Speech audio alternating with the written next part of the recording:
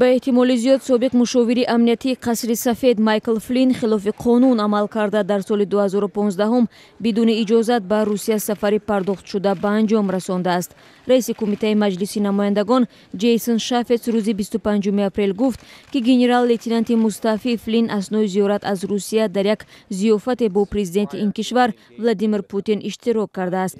ин зиёфатро телевизиони Russia Today ташкил намуда ба Флин барои ин сафараш камаш $33,000 тақдим намудааст.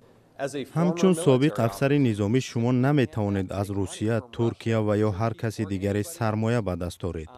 агар ӯ воқеан пул гирифта бошад, ин амал қобили қабул нест. он хилофи қонун аст.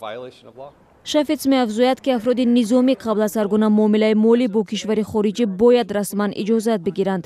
мо январи соли равон генерал Флин мушовири амнияти миллии президенти Амрико Дональд Трамп таъин шуда буд. 13 феврал баъди ошкор шудани мулоқоти Флин бо сафири Русия ӯ барканор гардид.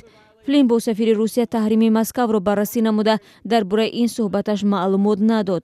вакили мардумӣ аз ҳизби демократи Амрико Элайҷа Камингс гуфт, пинҳон нигаҳ доштани дарёфти пул метавонад боиси ҷарима ва ё ҳатто ба муддати 5 сол аз озодӣ маҳрум шудани шахс гардад.